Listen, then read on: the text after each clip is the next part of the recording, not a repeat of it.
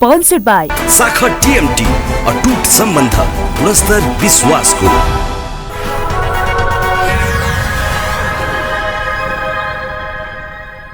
आदरणीय दर्शकहरू, कार्यक्रम आउटलुकमा स्वागत छ।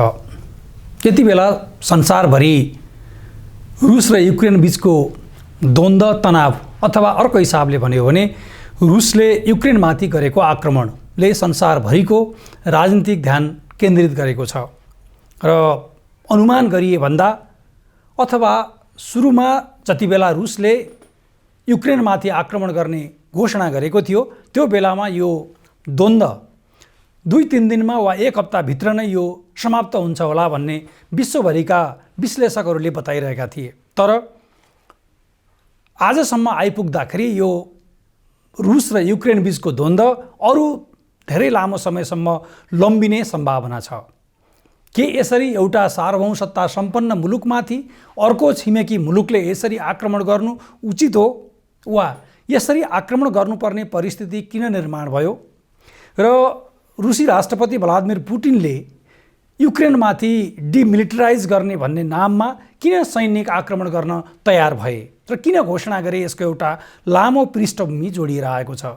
यसै सन्दर्भमा सबैभन्दा पहिला आज हामीले आजको यस कार्यक्रममा यस रुस युक्रेन तनाव अर्थात् विश्वभरि नै भन्यो भने एकल विश्व महाशक्ति बनेको अमेरिकी हेजेमोनी अन्तर्गत चलेको विश्व व्यवस्थामा रुसले युक्रेनमाथि सैन्य आक्रमण सुरु गरिसकेपछि विश्व बहुध्रुवीय विश्वतिर विभाजित भइरहेको र अमेरिकी विश्व महाशक्ति झन्डै एक्लै केही गर्न नसक्ने अवस्थामा पुगेको नयाँ परिदृश्य व्यावहारिक रूपमा अगाडि आएको छ।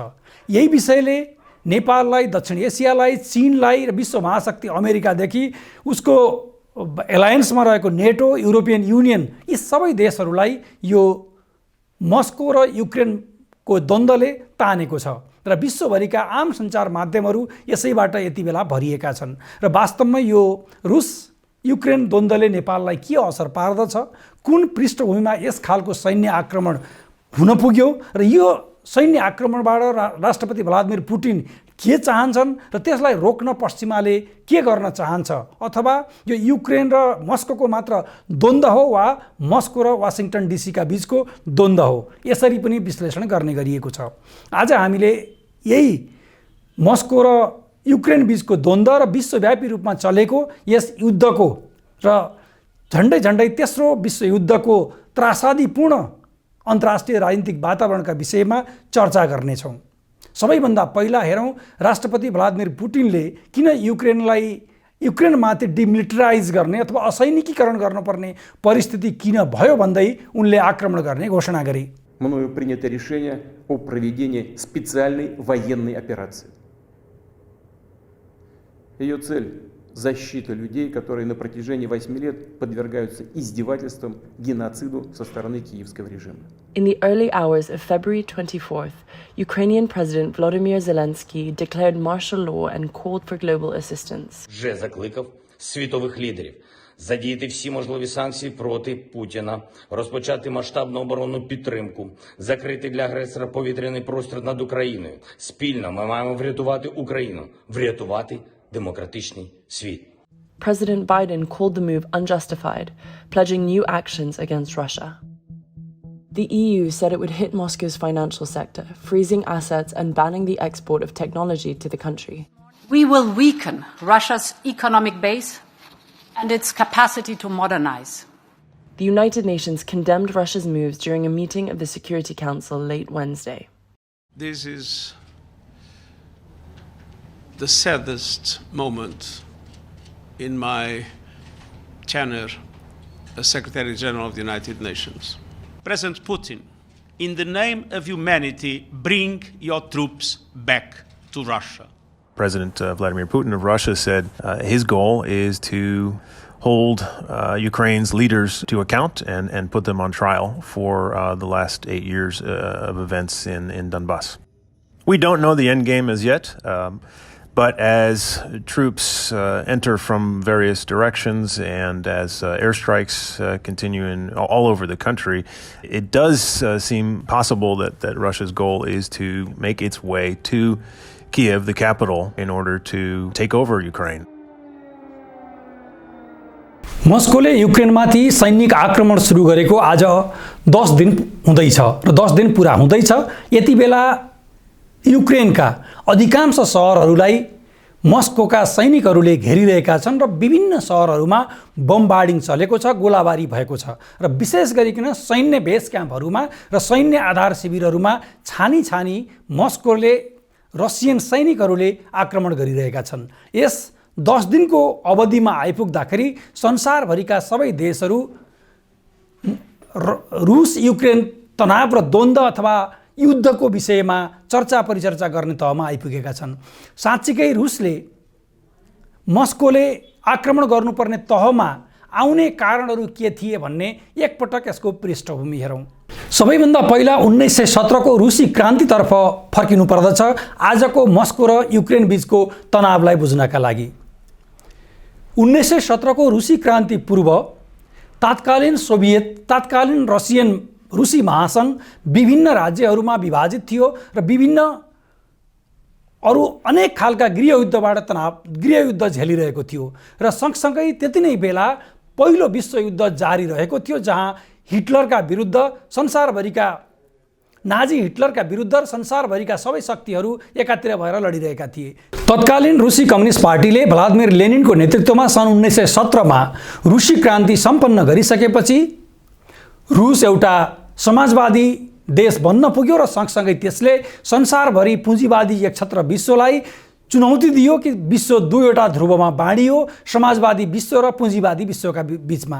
र त्यसको एउटा उत्कर्षका रूपमा फेरि दोस्रो विश्वयुद्ध जुन सन् 1939 देखि 45 सम्म चलेको दोस्रो विश्वयुद्धको बेलामा रुस, अमेरिका, बेलायत जस्ता शक्तिहरू एकातिर र तत्कालीन नाजी जर्मनी एकातिर अथवा हिटलरको नेतृत्वको फाँसीवादी जर्मनी एकातिर भएर दोस्रो विश्वयुद्ध भयो र त्यो दोस्रो विश्वयुद्धमा तत्कालीन सोभियत सङ्घले विशेष भूमिका खेल्न सक्यो र सोभियत सङ्घको संलग्नताका कारणले नै दोस्रो विश्वयुद्धमा तत्कालीन नाजी जर्मनी हिटलरको फाँसीवादी जर्मनीले परास्त भयो, हार्यो। तर दोस्रो विश्वयुद्धले मानव इतिहासमा कहिल्यै नभएको नागासाकी र हिरोसिमाका एटम बमहरू देख्यो र लाखौँ मानिसहरूको हताहती भएको देख्यो।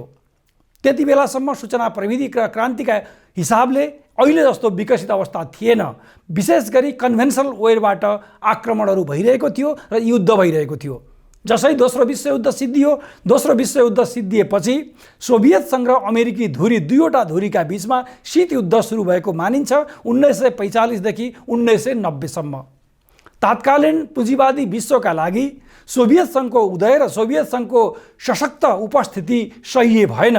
त्यसैलाई काउन्टर गर्ने गरी सन् 1950 मा अमेरिकी नेतृत्वमा नेटो, नर्दर्न एटलान्टिक ट्रिटी अर्गनाइजेसन भन्ने अमेरिकी सैन्य सङ्गठन जुन विश्वव्यापी रूपमा आज 50 देशभन्दा बढी देशहरूमा उसका सैन्य बेस क्याम्पहरू राखिएको छ र 30वटा भन्दा बढी नेटोका सदस्यहरू बनेका छन् र विशेष गरी युरोपका 28वटा देशहरू नेटोका सदस्य बनेका छन्।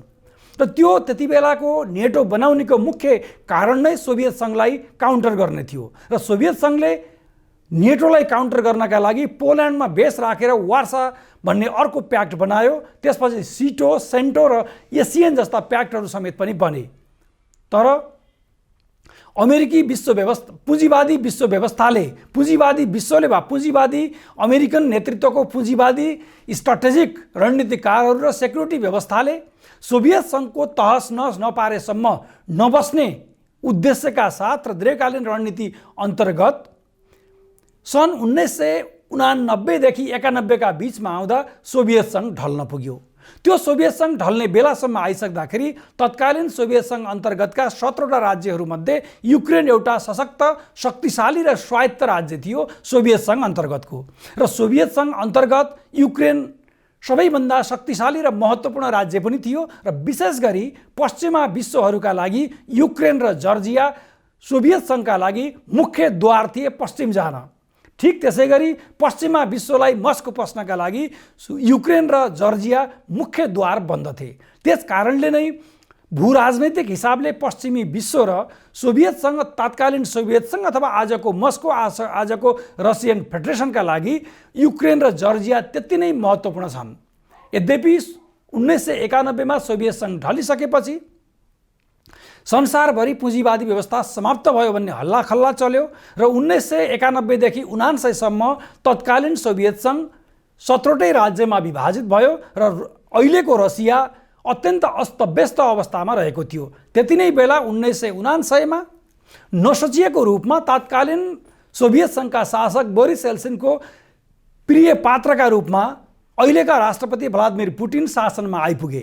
त्यहाँदेखि यता भ्लादिमिर पुटिनले सोभियत सङ्घलाई अविच्छिन्न नेतृत्व गर्दै आएका छन् र बिस्तारै अर्को 5-7 वर्षपछि भ्लादिमिर पुटिनले सोभियत सङ्घलाई पुनः पहिलेकै जस्तो शक्तिशाली सोभियत सङ्घको अवस्थामा अथवा पहिलेकै जस्तो शक्तिशाली रुसी महासङ्घको रूपमा विकास गर्ने अठोटका साथ आजपर्यन्त अगाडि बढेका छन्। यसैका कारणले गर्दा सन् 2006-07 देखिबाट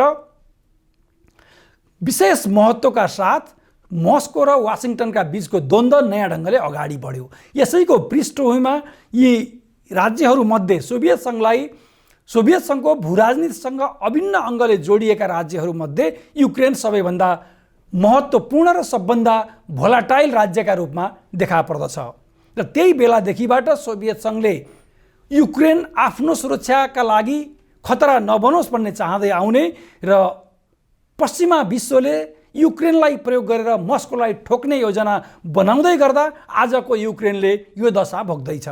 त्यसको पनि विशेष गरिकन सन् 2010 देखि 14 का बीचमा मस्को र युक्रेनका बीचमा अथवा मस्को र कियभका बीचमा चलेको तनाव, अप्रत्यक्ष रूपमा मस्को र वासिङटनका बीचमा चलेको तनावको उत्कर्षमा मस्कोले युक्रेन अन्तर्गतको एउटा राज्य क्रिमियालाई आफूमा गाभ्यो। त्यो गाभ्ने बेलामा नै उसले चेतावनी दिएको थियो कि युक्रेनले अरू बढी पश्चिमा राज्यहरूसँग चोचोमोचो मिलाउन थाल्ने हो अथवा सोभियत सङ्घ अथवा मस्कोका विरुद्ध सैन्य गठबन्धन गर्न तयार हुने हो भने युक्रेनले आफूलाई बिर्सिनु पर्नेछ भनेर पुटिनले उति बेलै चेतावनी दिएका थिए। त्यसभन्दा धेरै त्यही टाइमदेखिबाट र खास गरिकन 2008 देखिबाट युक्रेनका शासकहरूले आफूलाई नेटोको सदस्य बनाइनुपर्ने, युरोपियन युनियनको सदस्य बनाइनुपर्ने भन्ने जबरजस्त कुरा अगाडि उठायो, जुन कुरा मस्कोका लागि आफ्नै मुटुमा गोली हाने सरह उसले बुझ्दै आएको थियो। त्यसैका कारणले सन् 2014 मा क्रिमिया आफूमा मस्कोले गाभिसकेपछि फेरि पश्चिमा विश्वले प्रो रसियन भन्ने प्रधानमन्त्री यानुकोभिचलाई फ्याँकेर अहिलेका राष्ट्रपति जेलोन्स्कीलाई राष्ट्रपति बनाउन आइपुगे, जसलाई त्यहाँ युक्रेनियन ग्रिन रेभोल्युसन भनेर समेत पनि सन् 2000 को उसलाई चिनिन्छ र जेलोन्स्कीको आफ्नै पृष्ठभूमि एक टेलिभिजन कमेडियन सहित सामान्यतया अराजनैतिक पृष्ठभूमिको उनको पृष्ठभूमि थियो। यिनी राष्ट्रपति बन्न आइपुगिसकेपछि यिनले अत्यन्त तीव्र गतिमा नेटोको रणनीति अनुसार र नेटोको सल्लाह सुझाव र नेटोको भूराजनैतिक जियोपोलिटिकल स्ट्राटेजी अन्तर्गत काम गर्न थाले। लगातार पुटिनले चेतावनी दिँदै आए र जेलोन्स्कीले युक्रेनलाई नेटोको सदस्य बनाउने भन्ने मस्कोका लागि प्रत्यक्ष रूपमा चुनौती खडा गर्ने कुरा लगातार भन्दै आइरहेका थिए। त्यति मात्र होइन, जेलोन्स्कीले युक्रेनभित्र नेटोका सैन्य रणनीतिकारहरूको उपस्थितिमा, सैन्य कमान्डरहरूको उपस्थितिमा पश्चिमा हात हतियार, गोली गट्टा र सैन्य तालिमहरू समेत पनि आफ्नो देशभित्र सञ्चालन गरिरहे। त्यसका कारणले मस्को निकै चिन्तित बनेको थियो र त्यही युक्रेनको विषयलाई लिएर एक्सटेन्सिभली आजभन्दा 7 वर्ष पहिलेदेखिबाट पश्चिमा विश्व र मस्कोका बीचमा द्वन्द्व चल्दै आएको थियो।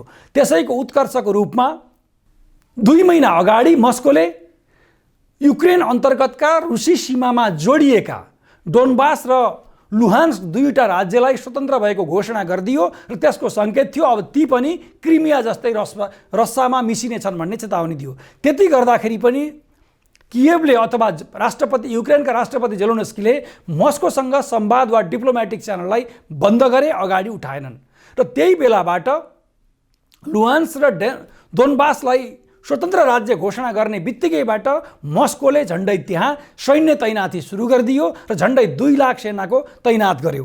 त्यति गर्दाखेरि पनि युक्रेनले फेरि पनि नेटोको सदस्य बनिरहने जिद्दी छाडेन। त्यसैको उत्कर्षमा अब अन्तिम अवस्थामा यदि युक्रेन यही गतिले अगाडि जाने हो भने आगामी दिन निकै कठिन हुनेछन् र रसियन सार्वभौम सत्ता जोगिने छैन भन्ने निष्कर्षका साथ भ्लादिमिर पुटिनले फेब्रुअरी 14बाट युक्रेनलाई डिमिलिटराइजेसन गर्ने भन्दै सैन्य आक्रमण सुरु गरेका छन् र यसको पृष्ठभूमिमा जाँदाखेरि यसको कारण र तथ्यका हिसाबले भन्यो भने पश्चिमा विश्वले भ्लादिमिर पुटिनलाई कम आँक्नु र भ्लादिमिर पुटिनलाई कमजोर बनाउन खोज्नु वा रसियन फेडरेसनलाई ठोक्न खोज्नु र बन्दै गरेको बहुध्रुवीय विश्वलाई खण्डन गर्न खोजिराख्ने साइलेन्ट डिप्लोमेसी र साइलेन्ट स्ट्राटेजीको नराम्रोसँग खण्डन हुन पुगेको छ। यसका परिणामहरू कस्ता निस्कनेछन् आगामी दिनमा हेर्न बाँकी नै छ। रुसले युक्रेनमाथि डिमिलिटराइजेसन गर्ने भन्दै आक्रमण गरिसकेपछि र त्यही आक्रमण गरेको भोलिपल्टबाटै संसारभरि राजनैतिक रूपमा अफरातफरी मचियो र विशेष गरी अमेरिका, बेलायत र युरोपियन युनियनका केही देशहरूले निकै उत्तेजकपूर्वक प्रतिक्रिया जनाए र तुरुन्तै संयुक्त राष्ट्रसङ्घको सेक्युरिटी काउन्सिलको बैठक बोलाइयो र संयुक्त राष्ट्रसङ्घको विशेष महासभा समेत पनि बोलाइयो। त्यो सेक्युरिटी काउन्सिलको बैठक, सुरक्षा परिषदको बैठक जहाँ 5वटा देशले अमेरिका, फ्रान्स, बेलायत, जर्मनी र रसिया, चीन सहितका 5वटा देशले भिटो प्रयोग गर्न पाउँछन्। तिनीहरू मध्येको एउटा खुद रसिया युद्धमा संलग्न छ र त्यो सेक्युरिटी काउन्सिलको र त्यसमा अहिले अस्थायी सदस्य सहित गरी 15वटा देशहरू छन्। ती 15वटा देशहरू मध्येको सेक्युरिटी काउन्सिलको बैठकमा र हाम्रो छिमेकी देश भारत समेत पनि त्यसको अस्थायी सदस्य छ र त्यो सेक्युरिटी काउन्सिलको बैठकमा चीन, भारत र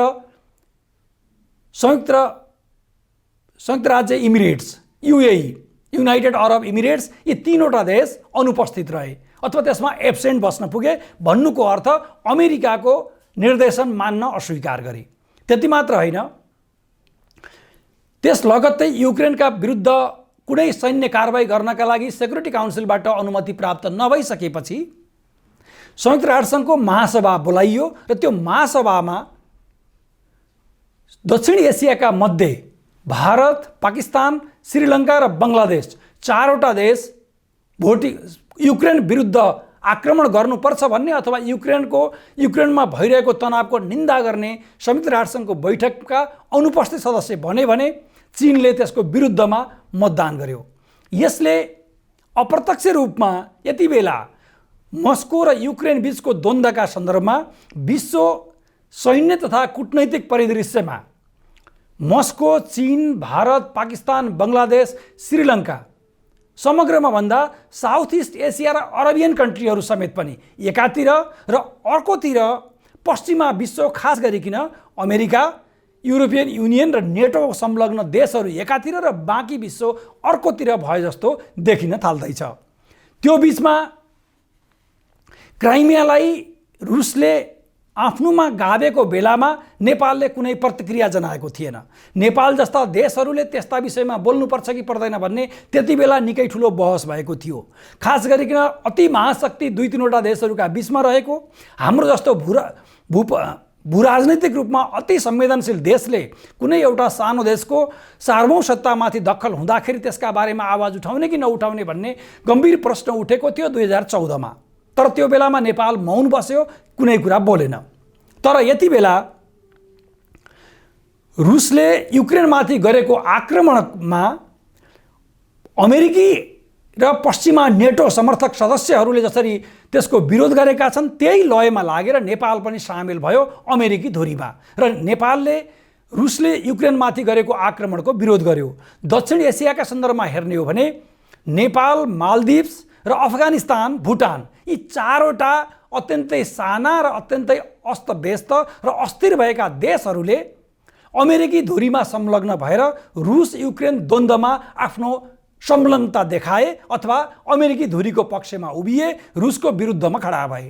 तर दक्षिण एसियाका शक्तिशाली, सम्पन्न र अलि ठुला मानिएका भारत, पाकिस्तान, श्रीलङ्का र बङ्गलादेश 4वटा देशहरू त्यसमा अनुपस्थित रहे अथवा अप्रत्यक्ष रूपमा विरुद्धमा खडा भए। अर्थात् रुससँगको उनीहरूको दीर्घकालीन सम्बन्धका कारणले गर्दा, रणनैतिक सम्बन्धका कारणले, कूटनैतिक सामिप्यताका कारणले गर्दाखेरि उनीहरू रसियाले युक्रेनमाथि गरेको आक्रमणको विरुद्धमा खडा हुन सकेनन्। अझ रमाइलोदेखि के देखियो भने सदाबहार स्वतन्त्रतादेखि अहिलेसम्मका एक अर्काका दुश्मन मानिएका भारत र पाकिस्तान समेत पनि यो रुसले युक्रेनमाथि गरेको आक्रमणमा एकै ठाउँमा उभिए अर्थात् अनुपस्थित रहे। यसरी हेर्दा एसियाका महत्त्वपूर्ण 3वटा देशहरू चीन, भारत र पूर्व सोभियत सङ्घ अर्थात् अहिलेको रुसी फेडरेसन एक ठाउँमा उभिए जस्तो देखिँदैछ। यस विषयमा भारतका कूटनीतिज्ञहरूले, रणनीतिकारहरूले व्यक्त गरेका विचारहरू धेरै महत्त्वपूर्ण छन् र खास गरिकन धेरै लामो समयदेखि संसारभरिको राजनीति र कूटनीति कुन आधारमा चल्छ भन्दा यसका दुईवटा आयाम हुने गर्छन्। एउटा आइडियलिस्टिक अथवा आदर्शवादी अथवा समन्वयात्मक सहयोगात्मक भनिने गर्ने तर व्यवहारमा लागू नगरिने, एउटा रियलिस्टिक आइडियोलोजी अथवा realistic school of thought of international relation. यी दुईवटा इन्टरनेसनल रिलेसनका पक्षहरूमध्ये आफ्नो देशको स्वार्थ जे गर्दाखेरि प्रोटेक्सन गर्न सकिन्छ वा सुरक्षा गर्न सकिन्छ त्यही विषयमा उभिनु पर्दछ भन्ने कुरा यति बेला सबैभन्दा राम्रो गरी अगाडि आएको छ। विशेष गरिकन भारतको सदियौँदेखि र भारतकै भाषामा भन्ने हो भने रुस अल वेदर फ्रेन्ड हो अथवा सबै प्रकारका मौसमको साथी हो रुस। र सँगसँगै पछिल्लो समय विशेष गरी 2008 को न्युक्लियर डिल पछि अमेरिका र भारतका बीचको सम्बन्ध पनि अत्यन्त राम्रो ढङ्गले अगाडि बढिएको, प्रचार गरिएको वा भारत अमेरिकी ब्लकमा पुगेको प्रचार भइरहेको थियो। तर उत्कर्षमा रुसले युक्रेनमाथि गरेको हमला डिमिलिटराइजेसनका सन्दर्भमा भारतले आफूलाई तटस्थ राखिसकेपछि अथवा निरपेक्ष राखिसकेपछि भारतले चर्चा परिचर्चा चल्दा त्यहाँका रणनीतिकारहरू, कूटनीतिज्ञहरूले भारतको सुरक्षा स्वार्थ अथवा भारत जस्ता देशहरूको सामरिक स्वार्थ र सुरक्षा जे गर्दा पुरा हुन्छ त्यही गर्नुपर्छ र त्यसो गरिएको कुरालाई विश्व राजनीति र विश्वका महाशक्ति देशहरूलाई आफ्नो कुरा सही ढङ्गले बताउन सक्नुपर्छ भन्ने न्यारेसन अगाडि सारेका छन्। यसबाट नेपालले पनि सिक्नुपर्ने धेरै आवश्यकता छ। यस्तो विषयमा अब नेपालले अमेरिकी धुरीको पक्षमा खडा भएको छ। यसो गर्नु सही छ कि छैन? हाम्रो भूराजनीतिक दृष्टिका मात्र हिसाबले हेरियो भने नेपाल जस्ता देशले जहिलेसुकै पनि यति साना कुनै पनि देशलाई कुनै पनि बहानामा गरिने आक्रमणहरूको विरोध गर्नुपर्छ, निन्दा गर्नुपर्छ र कुनै पनि सार्वभौमसत्तामाथि धब्बा बोल्ने वा आक्रमण गर्ने कुरा नेपाल जस्तो देशले, असंलग्न परराष्ट्र नीति अँगाल्ने देशले स्वीकार गर्न सक्दैन, समर्थन गर्न सक्दैन। तर विश्व राजनीतिमा सैन्य द्वन्द्व बढिरहेका बेला एउटा सैन्य धुरीमा उभिनु भनेको अर्को सैन्य धुरीका विरुद्ध लाग्नु पनि हो भन्ने अर्थ लाग्दछ भन्ने नेपालले सही ढङ्गले विचार गर्न सकेको देखिएन यसपटक। त्यसमा उसले भारत, बांग्लादेश, पाकिस्तान र श्रीलङ्काबाट सिक्न सक्नु पर्दथ्यो। हाम्रा सन्दर्भमा चीनले गरेको भूमिका सिक्ने कि नसिक्ने विवादको विषय हुन सक्थ्यो होला, तर भारत, बांग्लादेश, श्रीलङ्का र पाकिस्तानले गरेकोबाट नेपालले सिक्न सक्नु पर्दथ्यो। यसको मूल्य आगामी दिनमा धेरै महँगो पर्न पनि सक्नेछ हाम्रो कूटनैतिक कुशलता पुग्न सकेन भने। त्यसकारणले यस्ता विषयहरूलाई नेपाल सरकारले सही समयमा सही ढङ्गले बिना बहकाउ मूल्याङ्कन गर्न सक्नु पर्दथ्यो।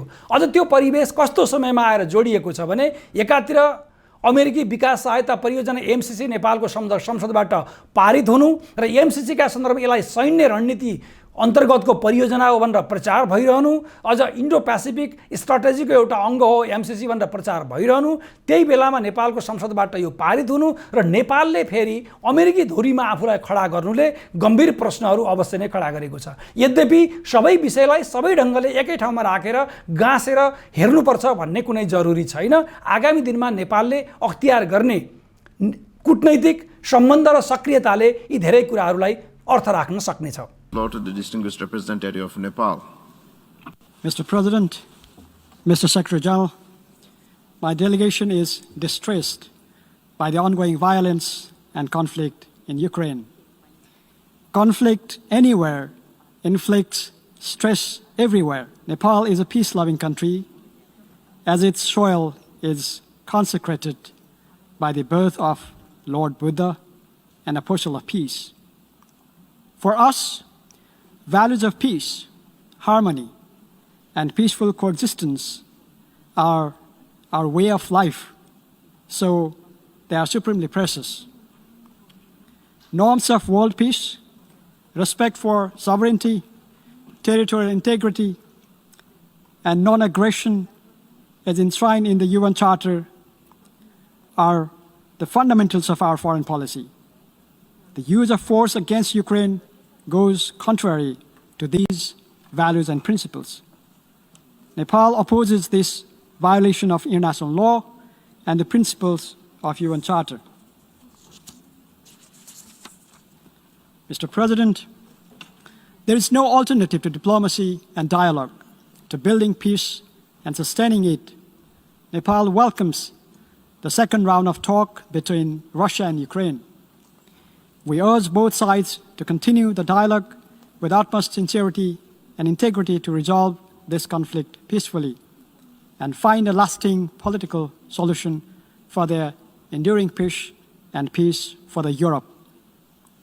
Based on Nepal's principled position on the inviolability of sovereignty, territorial integrity, and political independence of any state under international law, rules-based international order, and United Nations Charter, my delegation has voted yes on the draft resolution that was before us today. I thank you, Mr. President. आदरणीय दर्शकहरू, आज Moscow र वाशिंगटनका बीचमा walk युद्ध चलेको छ। Russia र युक्रेनका बीचमा युद्ध चलेको छ र युक्रेनी जनताले आफ्नो सार्वभौमसत्ता जोगाउनका लागि ठूलो प्रतिरोधात्मक सङ्घर्ष गरेका छन् र त्यो प्रशंसा योग्य छ। तर के साँच्चै युक्रेनी जनता माथि भएको अमानवीय यातना, दमन र हिंसा के कारणले आइलाग्यो भन्ने कुरा, त्यो देशको शासकले लिने नीति कति सन्तुलित छन् र छैनन् भन्ने कारणले आम जनताले त्यसको दुःख, त्यसको हैरानी र त्यसले लाखौं मानिसको जीवनको मूल्य चुकाउनै पर्ने परिस्थितिमा युक्रेनी जनता खडा भएका छन्। युक्रेनमा आज त्यसो हुनुमा निसन्देह रूपमा पश्चिमा विश्वको र नेटोको उक्साहटपूर्ण सैन्य गतिविधि नै सबैभन्दा प्रमुख कारणहरू छन् भन्ने कुरा हामीले मात्र होइन, अथवा बाहिरबाट मात्र होइन, अमेरिकन राजनीतिक शास्त्रीहरू र जबरजस्त आजको अमेरिकी राजनीतिमा विशेष प्रभाव पार्ने अमेरिकी राजनीतिक शास्त्रीहरू समेतले पनि त्यसलाई व्याख्या गरिरहेका छन् र भारतदेखि संसारभरिका सिद्धहस्त रणनीतिकारहरूले पनि नेटोको उक्साहटपूर्ण गतिविधिमा युक्रेन संलग्न हुनु र अन्तिमसम्म पनि युक्रेनले नेटोमा संलग्न हुने बताइरहनु भनेको रसियाका लागि सबभन्दा ठुलो सुरक्षा चुनौती हुन्थ्यो र सुरक्षा चुनौतीको मूल्य युक्रेनले चुकाउनै पर्थ्यो।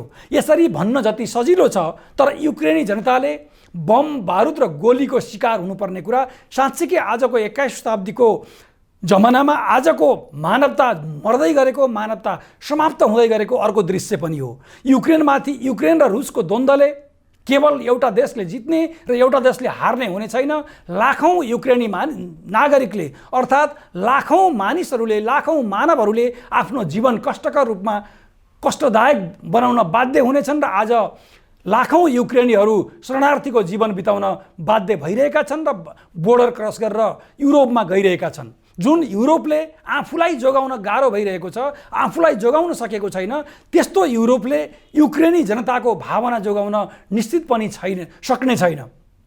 त्यसकारणले फेरि पनि आज संसारभरिका अन्य साना देशहरू, भूराजनीतिक संवेदनशीलतामा बसेका देशहरूले आफ्नो नीति, रणनीति र कूटनीतिलाई कसरी सन्तुलित र व्यवस्थित बनाउने भन्ने सिक्नका लागि सबैभन्दा ठुलो संसारको कुनै विश्वविद्यालय छ भने यति बेला युक्रेन सबैभन्दा ठुलो विश्वविद्यालय बनेको मान्नुपर्दछ।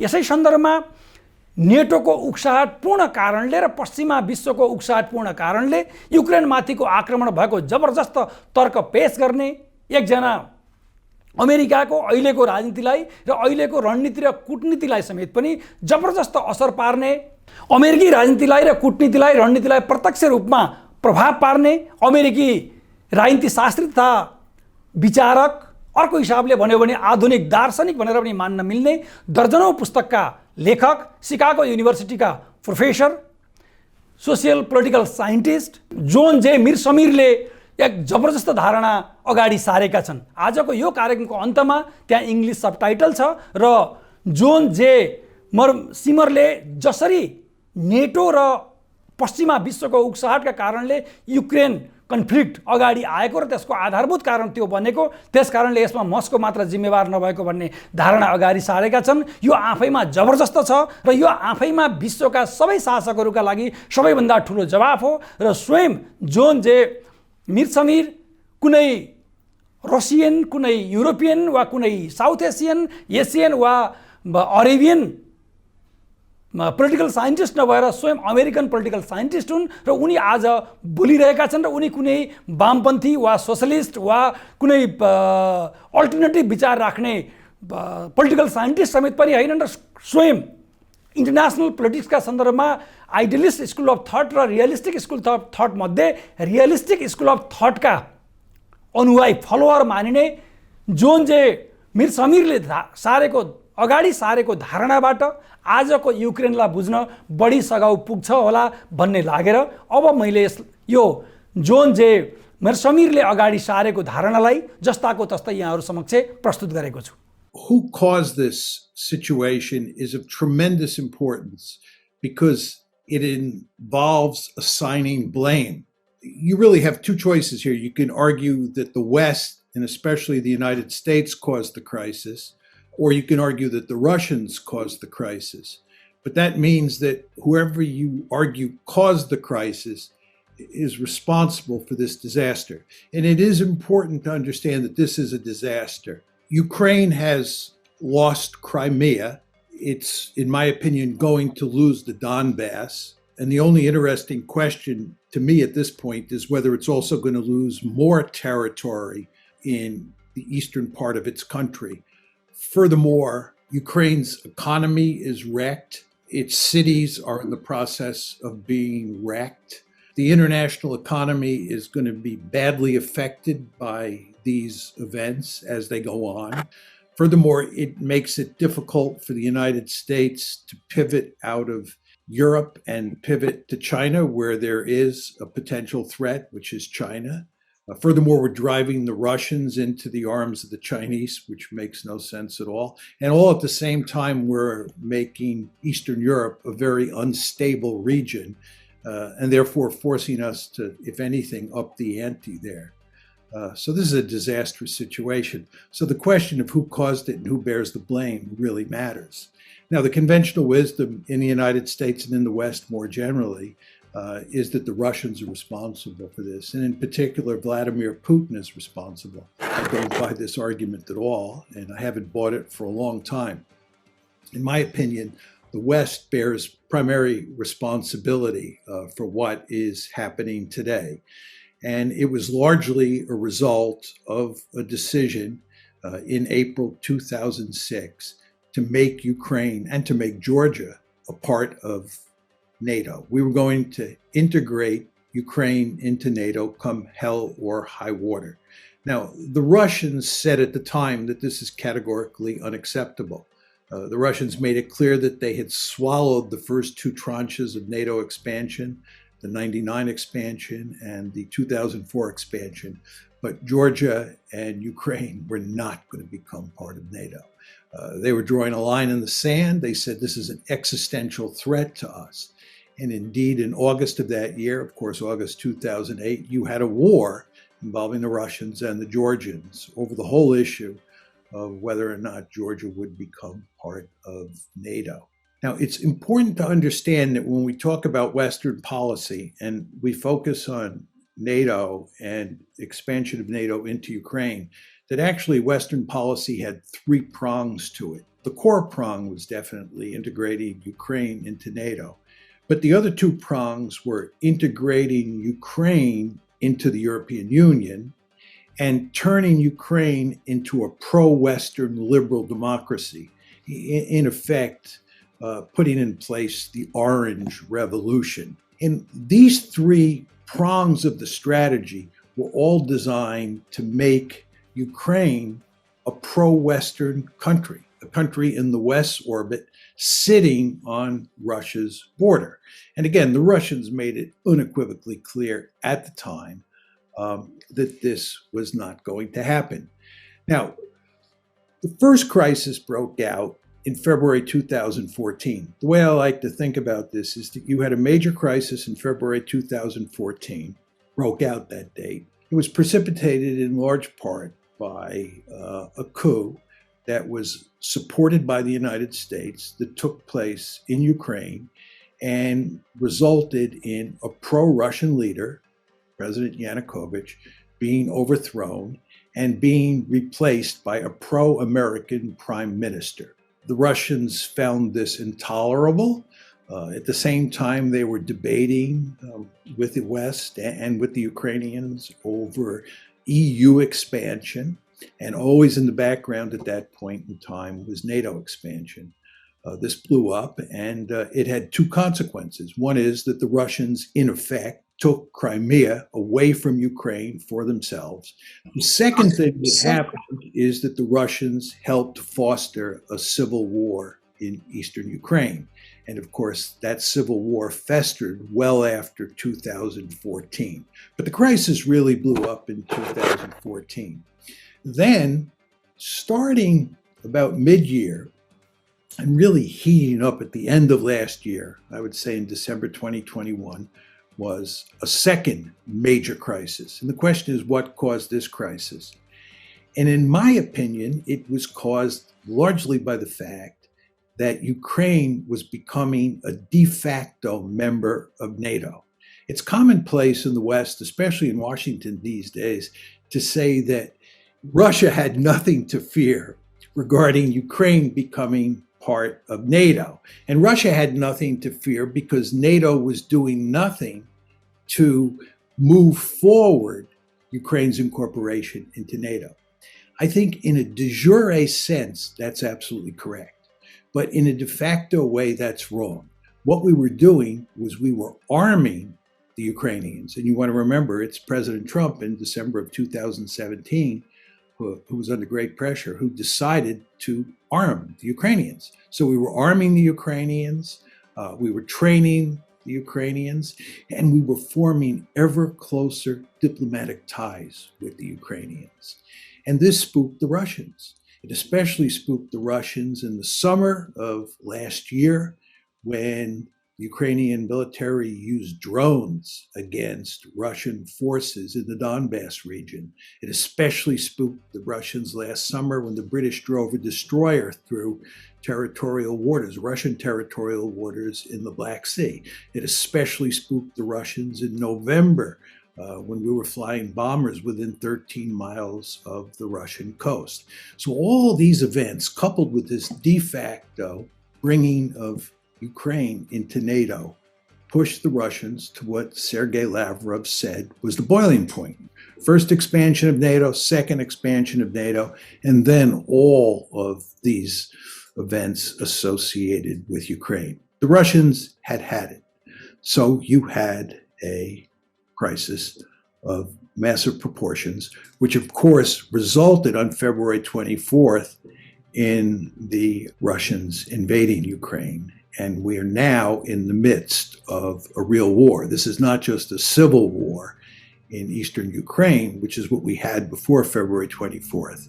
We now have a real war. So this brings us to the question of what is the conventional wisdom on this subject, and how do I think about the opposing argument?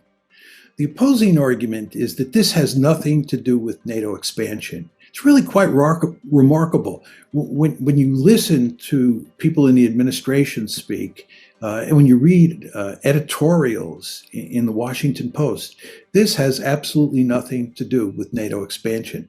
I don't know how anybody can say that. The Russians have been saying since April 2008 that this is all about NATO expansion, that NATO expansion into Ukraine is an existential threat to them. But Americans simply refuse to believe that. Not all Americans, but many Americans, and certainly the policy elite in this country.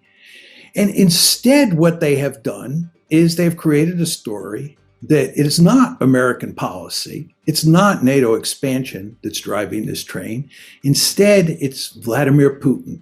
And it's the fact that Vladimir Putin is either bent on recreating the Soviet Union or he's interested in creating a greater Russia. But whichever one of those two outcomes you take, He is ultimately an expansionist. He's on the march. And thank God we expanded NATO, because if we hadn't expanded NATO, he'd probably be in Berlin by now, if not Paris. This is the basic argument. He is an aggressor. There are a number of problems with that argument. First of all, before February 22nd, 2014, nobody was arguing that he was aggressor. Nobody was arguing that NATO expansion was required for the purposes of containing Russia before February 22nd, 2014. We didn't think he was a problem. And in fact, when the crisis broke out on February 22nd, 2014, we were actually shocked. If you go back and look at the newspapers at the time, the Obama administration was caught with its pants down. Why? Because they didn't think that the Russians were aggressive. But of course, we had to invent a story after the crisis broke out so that we weren't blamed for what happened. We had to blame the Russians. So we created this story. Second reason you want to doubt this is that Putin has never said that he is bent on recreating the Soviet Union, or he's bent on creating a greater Russia. He's never said he was bent on conquering Ukraine and integrating it into Russia. There's no question that in his heart, he thinks that it would be appropriate for Ukraine to be part of Russia. In his heart, he's made it clear he'd love to bring back the Soviet Union. But he's also explicitly said that in his head, he fully understands that this is a bad idea. So if you look at what he said, there's no reason to think he's bent on recreating the Soviet Union or creating a greater Russia. To take this a step further, he doesn't have the capability. He doesn't have the capability for two reasons. First of all, he doesn't have a big enough military. This is a country whose gross national product is smaller than Texas's, right? This is not the former Soviet Union in its heyday. Furthermore, the Russians understand occupying countries or occupying territory in Eastern Europe is a prescription for big trouble. Most of us on this call are old enough to remember the Cold War and all the trouble that the Soviets had. East Germany, 1953, Hungary, 1956, Czechoslovakia in 1968, constant trouble with the Poles. And one could argue that the Romanians and the Albanians were the biggest pain in the necks they ever faced. The Russians are surely sophisticated enough to know that not only do they not have the capability, but that occupying Ukraine, occupying the Baltic states would be like swallowing a porcupine. This would be crazy. Final point I'd make is if you look at what the Russians are doing militarily in Ukraine at the moment, it does not look like they're bent on conquering the country and occupying it and integrating it into a greater Russia. But anyway, here we are. And I think everybody is very interested in the question of where we go from here. So let me say a few words about that. First of all, let me start with U.S. policy. U.S. policy is to double down. That's what we're going to do. This is what we did after 2014.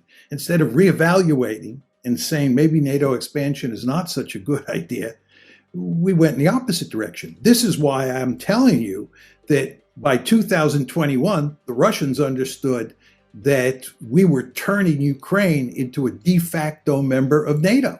They understood that. So what we did after 2014 is double down, and what we're going to do now and what we're doing now is doubling down. And what does that mean? We're encouraging the Ukrainians to resist. We're not going to fight for them, you understand. We're going to fight to the last Ukrainian, but we're not going to do any of the fighting. They're on their own in that regard. But we're going to arm them and do what we can to train them at this late date and hope that they can hang in there and duke it out with the Russians. And nobody believes they're going to defeat the Russians, but maybe you'll get a stalemate. Now, the question you have to ask yourself, this is really the key question, is what are the Russians going to do? It seems to me that a lot of people in the West think that if the Ukrainians provide enough resistance, the Russians will roll over and play dead. Or maybe Vladimir Putin will throw his hands up, he'll surrender, he'll say this was all a bad idea, I regret doing it. Or maybe there'll be a coup in Moscow, he'll be overthrown, and they'll bring in leaders who will work out a deal with us, and Ukraine will live happily ever after, we will live happily ever after, and the Russians will be chastened. I've spent my entire adult life studying great power politics. This is not the way the world works, and it is certainly not the way the Russians work. You want to understand, going back to what I said about the April 2008 decision, the Russians said at the time, this is an existential threat. This is an existential threat. So even before the current war and Ukraine becoming part of NATO was viewed as an existential threat, now you're talking about a situation where you defeat the Russians in Ukraine. This is a much worse outcome for the Russians than what happened in April 2008, and a much worse outcome than what happened in February 2014. And the Russians are not going to roll over and play dead. In fact, what the Russians are going to do is they're going to crush the Ukrainians. They're going to bring out the big guns. They're going to turn places like Kiev and other cities in Ukraine into rubble. You know what happened in World War II when the United States was faced with the possibility of having to invade the Japanese home islands in early 1945. The idea of invading the Japanese home islands after what happened at Iwo Jima and then later what happened in Okinawa really spooked us. So you know what we did? We decided to burn Japanese cities to the ground starting on March 10th, 1945. We killed more people the first night we firebombed Tokyo than we killed at either Hiroshima or Nagasaki.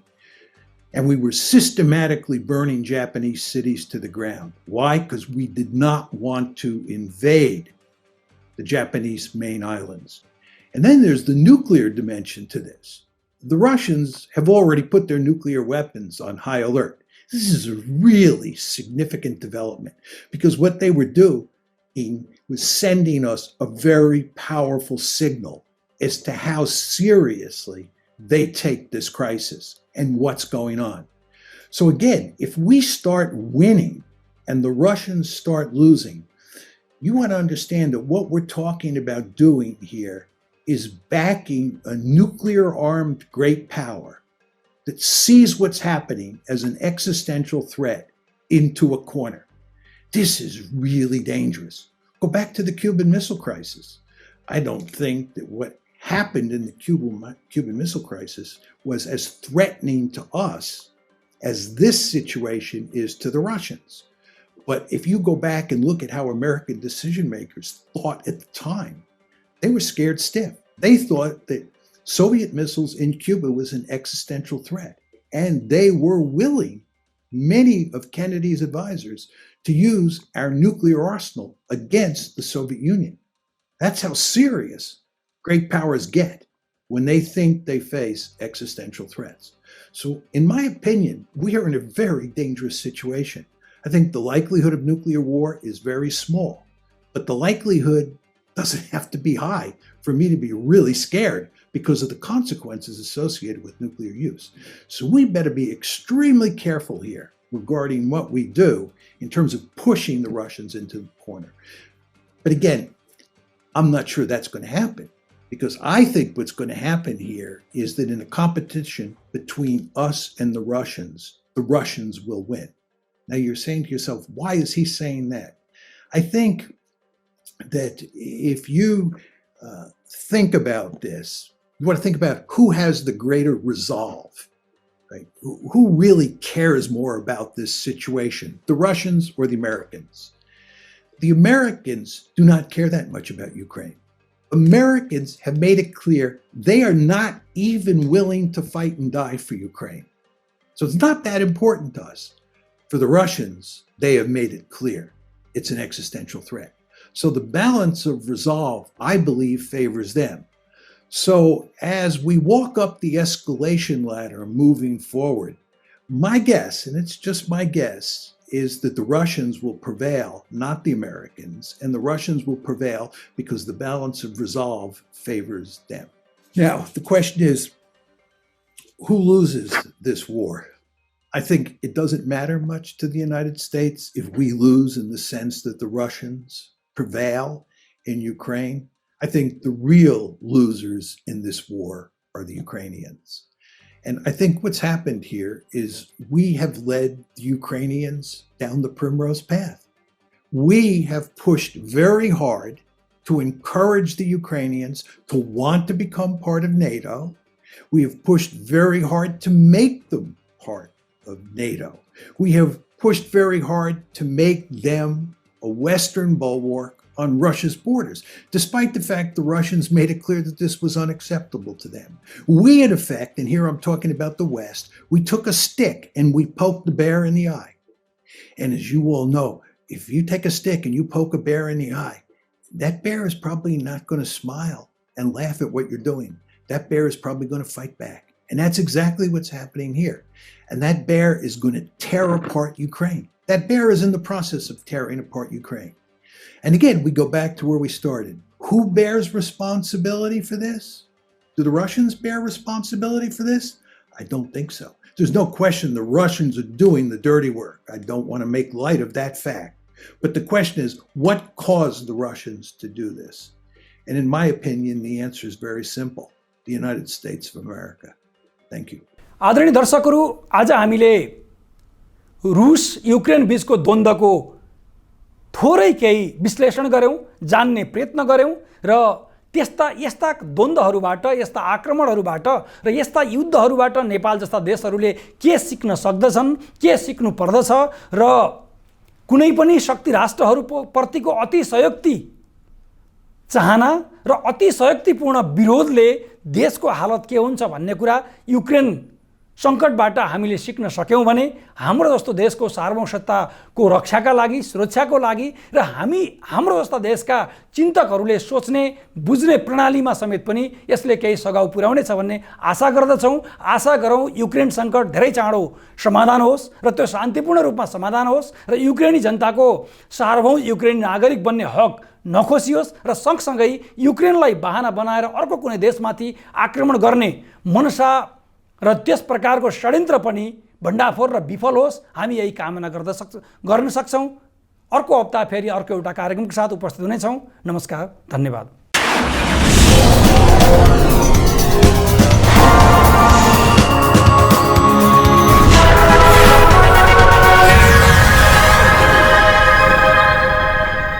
Sponsored by साखर TMT, अटूट सम्बन्ध, गुणस्तर विश्वासको।